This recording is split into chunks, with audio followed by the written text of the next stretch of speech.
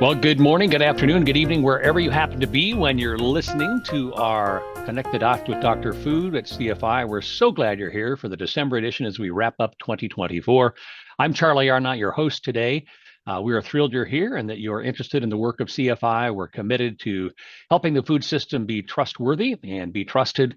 If you'd like to learn more, please visit us at foodintegrity.org. We have a number of opportunities for you to connect and leverage the resources that are available. We are thrilled, as always, to connect with our network of experts around the globe and experts like David Hughes. He crisscrosses the globe almost on a weekly basis, but probably not quite that quickly. But over the years, speaking to food industry, ag industry, bringing us the latest news from across the globe. But David, we are glad you are home for the holidays.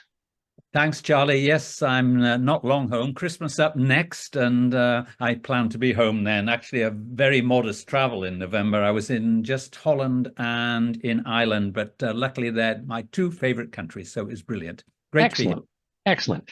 Well, if you have an interest in David's conversation today, please put your questions in the chat. We will do our very best to get to them toward the end of the broadcast as time permits. So, First topic of the day, really, really interesting. And while this is the season of good cheer, it sounds like farmers in the UK decidedly are not jolly right now. At our last Dr. Food conversation, you mentioned that the inheritance tax was at risk and farmers were rightfully angry and protesting.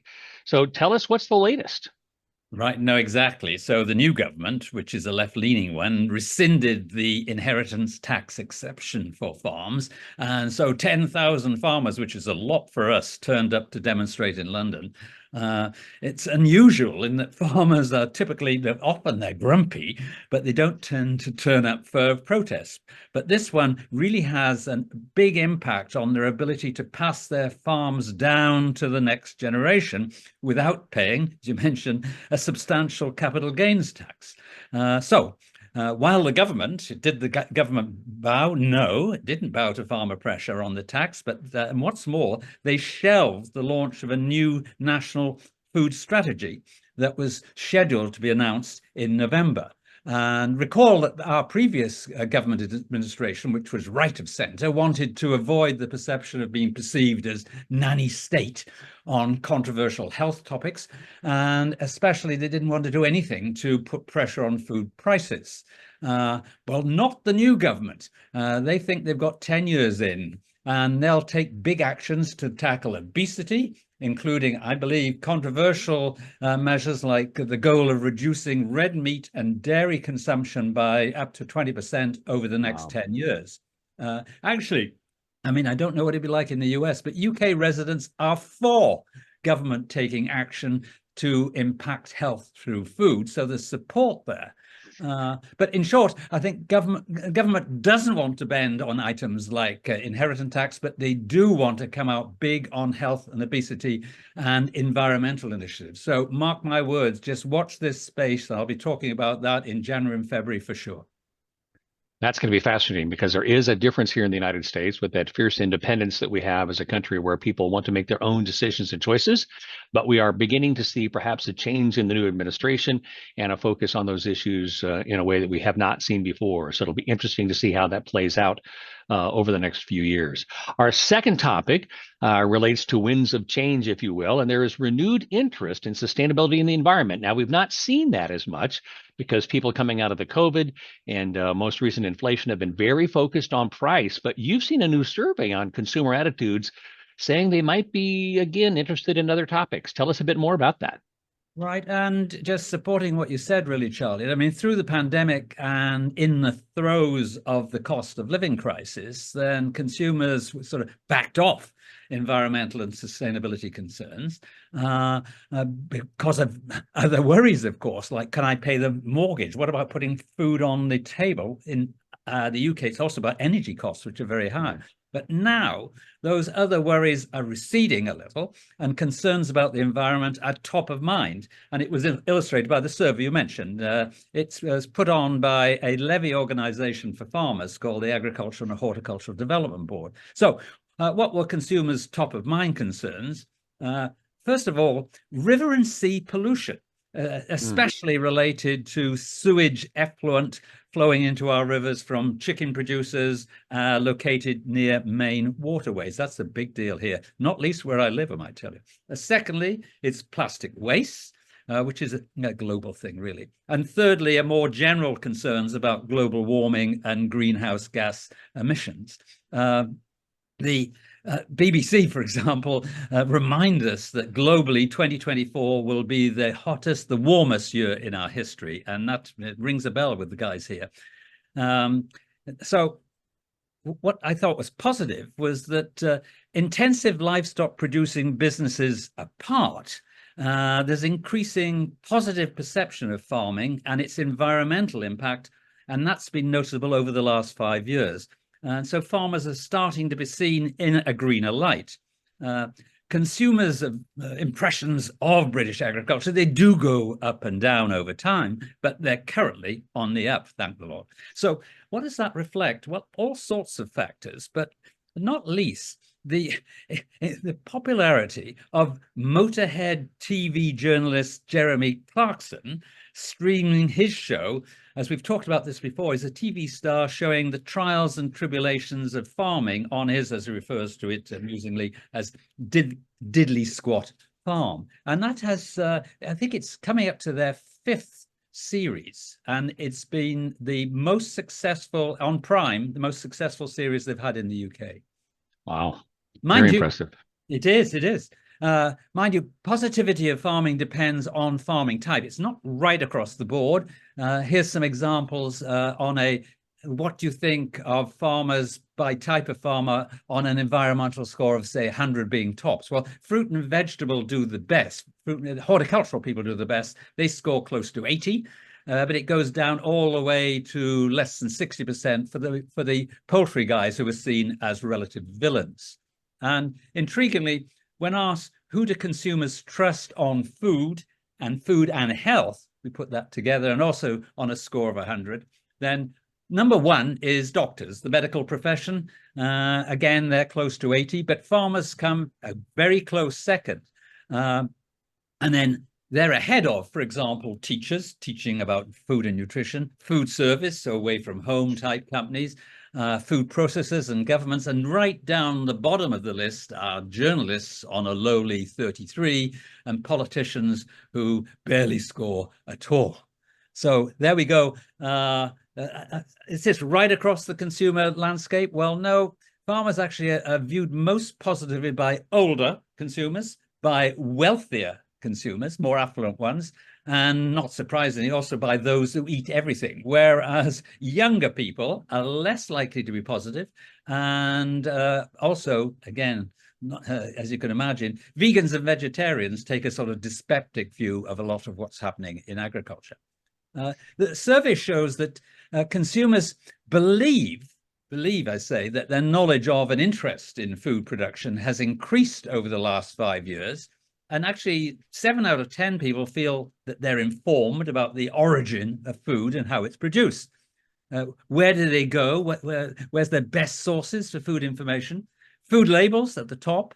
The supermarkets, and they largely believe what they say. News in general, and we get pots of news on food and from websites, but they're much less likely to embrace what they see on social media, unless you're a younger consumer, maybe a Gen Z, where they're more embracing, perhaps, not surprisingly, of social media. I mean, farmers trusted more on what they know about food production, on what farmers know about food production, but they don't score farmers as well in terms of communicating with consumers. We trust you, but you're just not very good at communicating. And I've seen that for decades, frankly. So I'm encouraged by this positivity of consumers towards food producers and the supply chain, yet well aware of the say-do conundrum. We say one thing and do another. UK residents are quick to say, yes, we want to buy UK food, for example, but we import 40% of our food, and we often look for cheaper versions wherever it might come from. So surveys find that the number 1 criteria in food selection for consumers is health. Is it healthy for me? Followed by price. and value for money, and then by the environment and ethical considerations.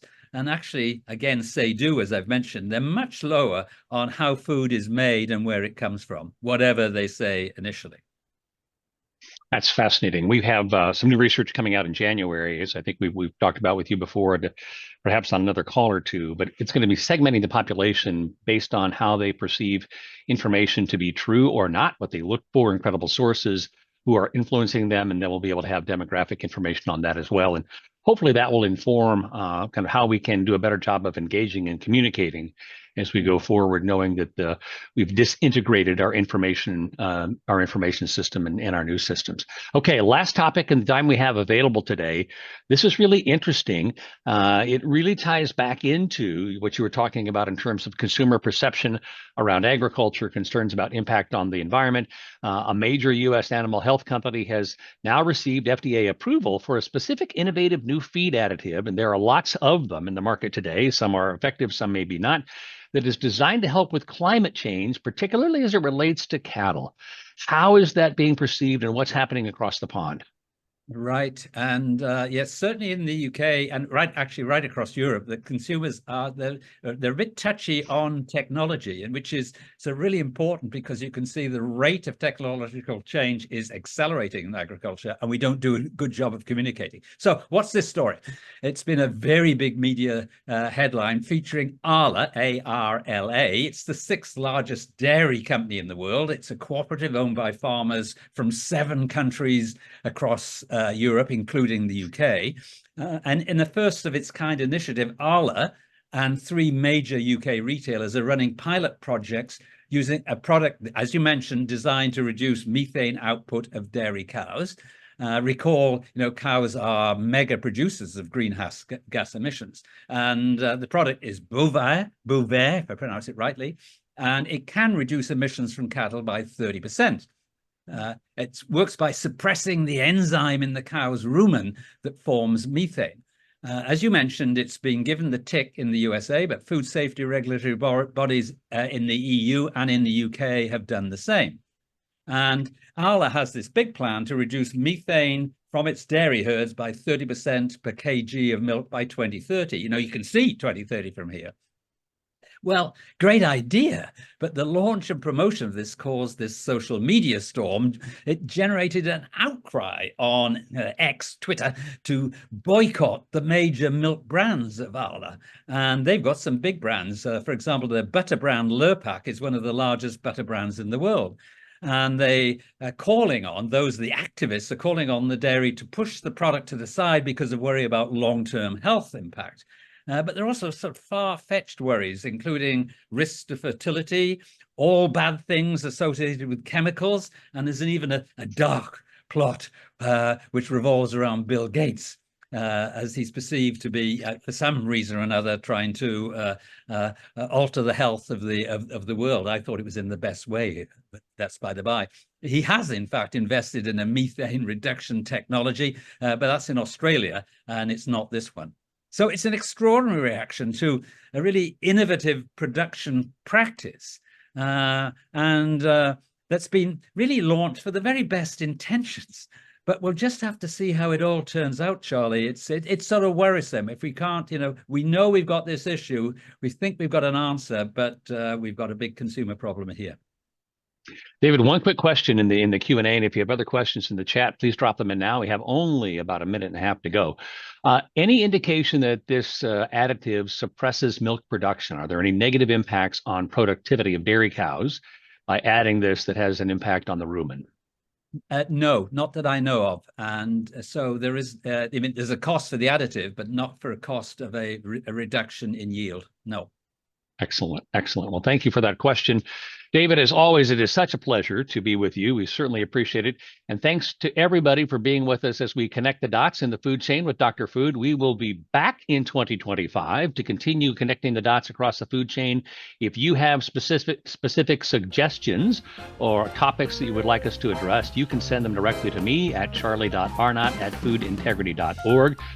Best wishes for happy holiday, David, to you and your Susan, and we will see you in 2025. Thanks again, everybody. Have a great rest of your day. Take care now. Bye-bye.